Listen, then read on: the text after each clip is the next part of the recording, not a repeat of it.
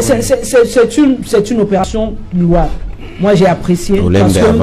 J'ai apprécié énormément parce que justement, on avait besoin de cela.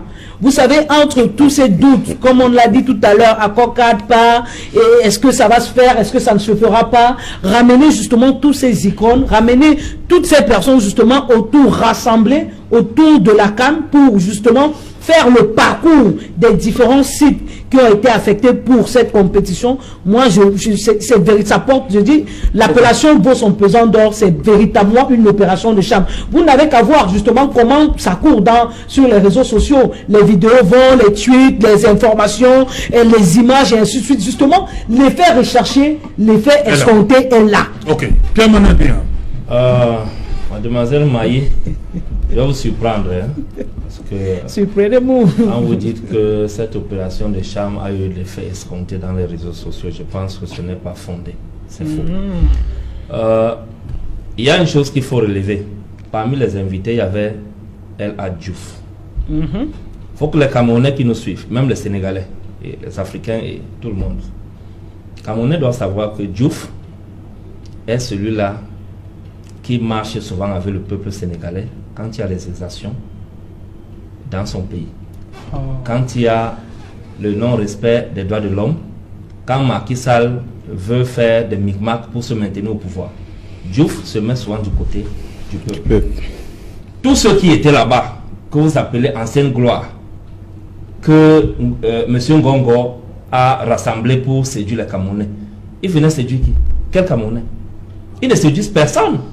Comment vous pouvez Parce que on ne les a jamais vus se manifester pour demander l'arrêt des hostilités au nord-est, au sud-ouest. Ils n'ont jamais contribué à la résolution de la crise anglophone. Puisqu'ils sont les on a vu les artistes nigérians, on a vu les footballeurs, les coachs, les biscuits, les artistes de cinéma marcher au Nigeria pour dénoncer le non-respect des droits de l'homme. On a vu ça au Nigeria, au Ghana, un peu partout. Même El Hadj Diouf qui était là, je vous ai dit qu'il marche au Sénégal quand ça ne va pas, quand le pouvoir de Macky Sall veut écraser le peuple, il marche pour dénoncer cet état de choses. Donc tous ceux qui étaient là-bas aujourd'hui, ou depuis quand, ils séduisent les fantômes, ils séduisent les herbes, mais ils ne séduisent pas les Camerounais. Donc pour revenir dire que ils sont allés là-bas pour leurs intérêts personnels et égoïstes. D'ailleurs, c'est une tribune qui a été offerte à Roger Mila pour revendiquer le fait que le stade de Japoma doit être baptisé à son nom. Donc, c'est pour ces intérêts qu'ils vont là-bas. Le même Roger Mila, depuis quand est-ce que Roger Mila, depuis que la crise anglophone a commencé, est déjà monté au créneau pour décrier cette sale guerre et interpeller le gouvernement de Paul Biya de mettre un terme à cette guerre? Ils peuvent aussi faire les opérations de charme pour amener la communauté nationale et internationale à s'intéresser à la résolution de cette crise.